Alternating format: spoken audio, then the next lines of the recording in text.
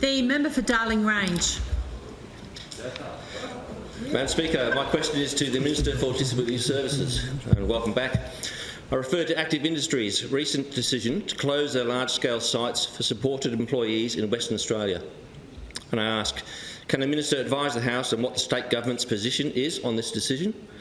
And can the Minister outline to the House how this situation should be resolved in the interests of participants and families who rely on this valuable service, including what role the Commonwealth Government should play?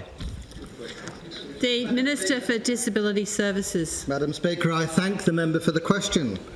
And I'd first like to acknowledge the anguish of supported employees and their families as a result of Activ's announcement this week to close their large-scale sites in Western Australia. And I also acknowledge the member's personal connection to the programme and the upheaval that this has caused for your family member, amongst the hundreds of WA families adversely affected by this decision. It's come as a huge shock to those involved, many who've been supported by Activ for decades. And I also point out my disappointment that just 8 weeks' notice has been allowed for those families to absorb and adapt to this devastating news. Having a job expands social networks. It raises living standards. It increases financial independence, and it promotes a sense of self-worth and confidence. But members, we need to be clear about what has led to this point. And I must reiterate that the Commonwealth has always had responsibility for supported employment. The state will continue to play its role and uphold all of its obligations to West Australians with disability, as we always have, contributing nearly $1 billion annually to the scheme as detailed in last week's budget.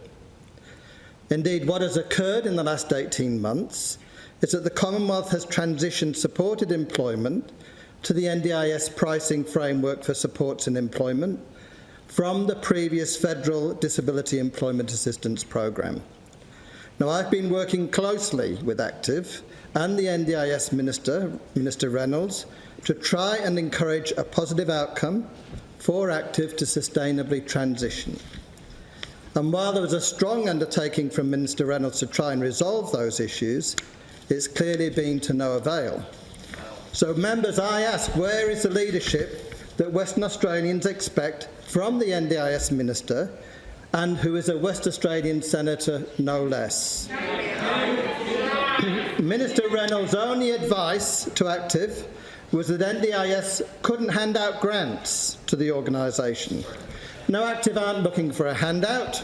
They're looking for a continuation of a funding model that was previously in place with the Commonwealth Government and served the disability community well. Activ and other ADEs could at least be assisted to transition their business models to the new system. In fact, members, this is a rub.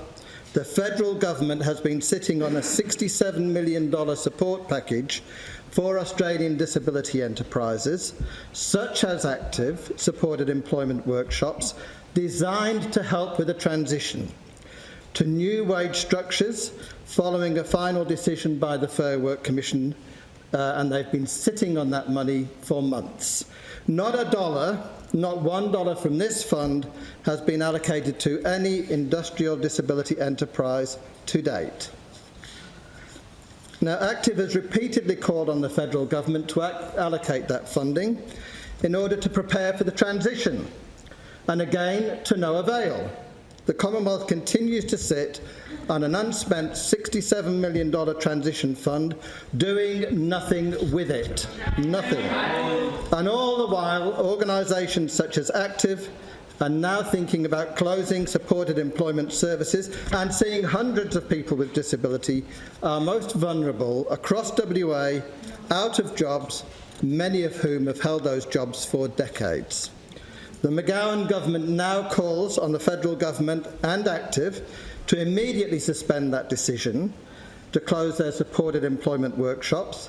All concerned parties need to keep the participants and their families in mind. They are central. as they continue to work through every possible option to keep these workshops functioning.